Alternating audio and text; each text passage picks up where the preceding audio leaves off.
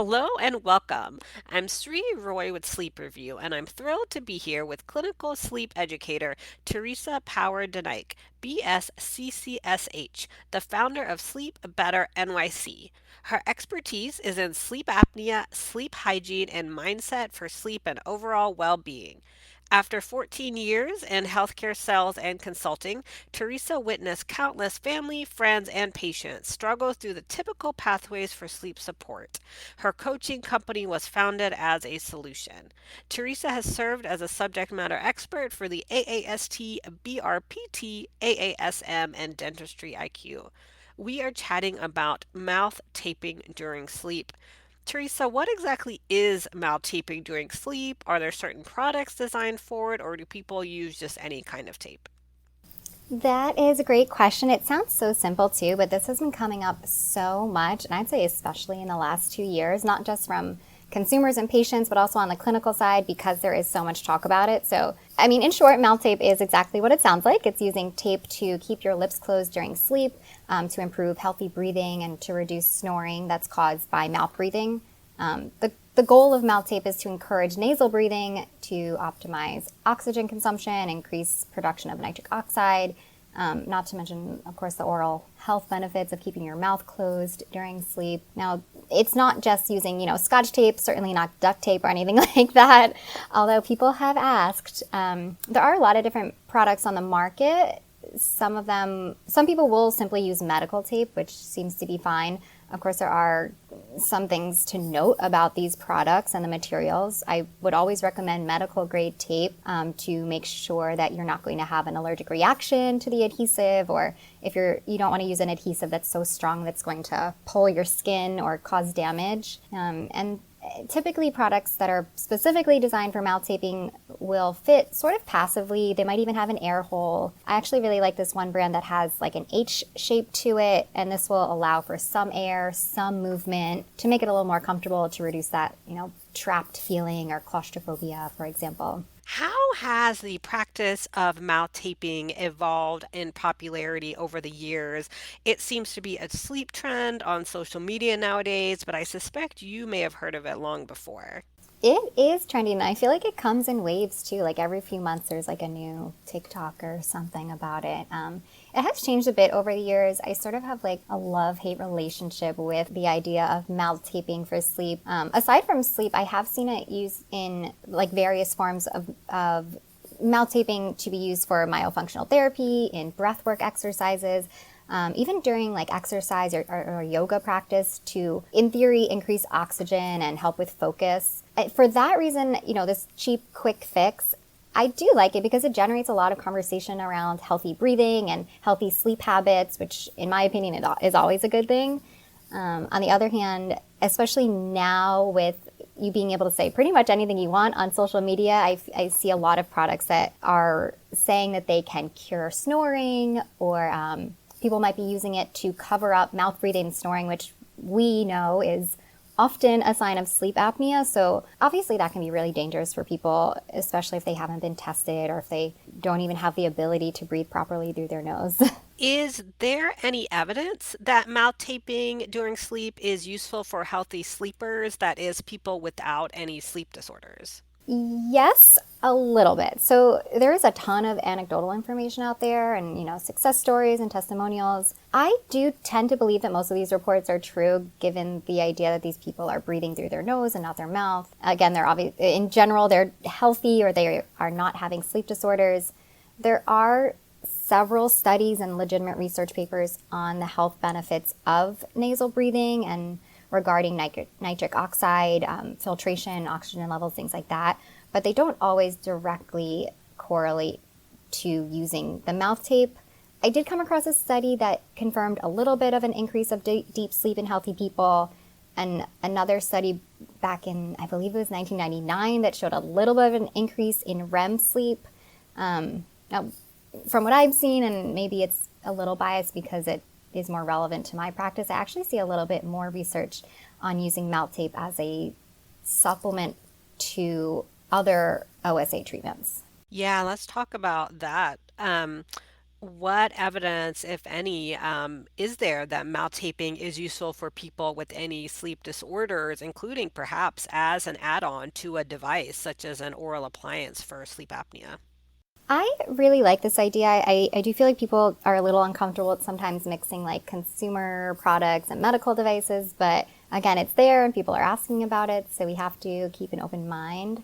I think that mouth tape and airway exercises and even, nasal strips or sprays, these can all be helpful for increasing the success of these OSA therapies that are proven to be effective. So there is a study from 2020 that showed a reduction in AHI and leakage due to mouth opening during nasal CPAP therapy when they were using a tape-like product. I think it was technically called a shield, but it was some sort of mouth tape.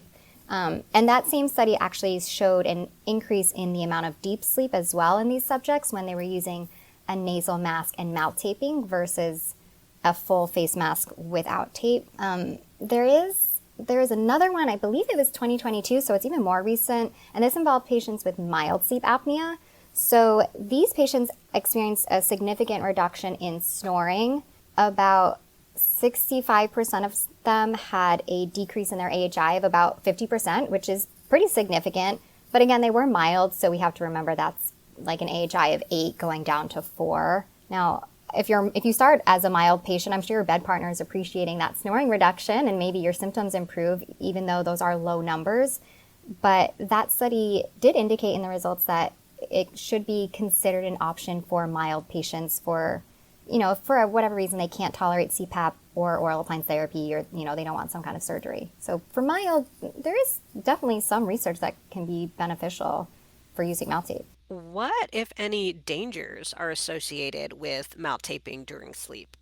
I mentioned a little bit before, and I feel like this might be obvious to clinicians, but the biggest danger I see is really in those who use mouth tape to cover up the signs of sleep apnea, which means that they're going to continue to go undiagnosed and untreated. Dr. Weiss in Buffalo recently advised that mouth taping can actually worsen sleep apnea by making breathing more difficult. By holding the mouth closed, even if it's passively, we might be reducing that patient's ability to gasp for air during these apneic events, or especially if the patient can't breathe properly through their nose. This will put an incredible strain on their cardiopulmonary system. So there's that. Clearly, we want people to be diagnosed with sleep apnea if these are signs of sleep apnea. And then, of course, there's temporary concerns about, allergic reactions or the feeling of claustrophobia. And I keep seeing this come up more and more frequently these days. So, what is your advice to sleep techs for how to handle the situation when they're doing an in lab sleep study and they have a patient who wants to use mouth tape during an in lab sleep study? And does it make a difference to you whether it's a diagnostic study or a titration sleep study that they want to use the mouth tape for? I think that's such a good question. I've actually spoken to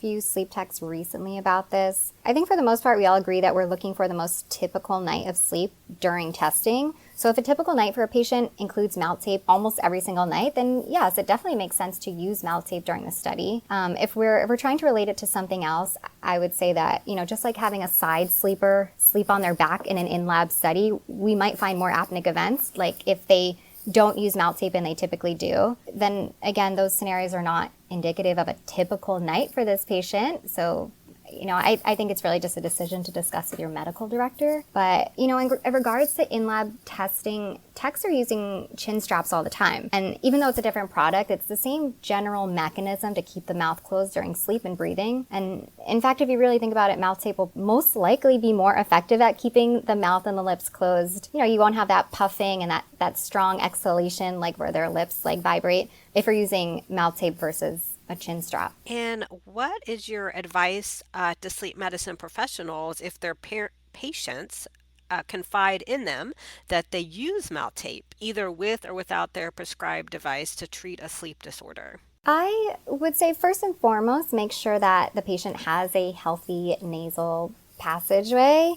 I think all forms of sleep breathing therapy benefit from proper nasal breathing, especially when the mouth is taped closed.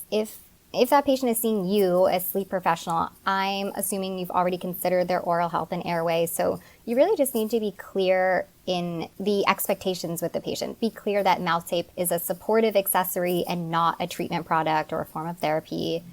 Even though it can work and there, again, is some data to back it up, you just don't want your oral appliance patient to see it as a substitute or, your CPAP patient to go on vacation and leave it at home because they have some mouth tape in their bag. Great points. Do you have any social media handles, links, or any other resources that you'd like to share with our audience? Yeah, I have a social media, Instagram that is very patient facing. It's very sort of breaks down a lot of things to make it easier for patients and consumers to understand. That is at Sleep Better NYC, no dots or spaces or underlines.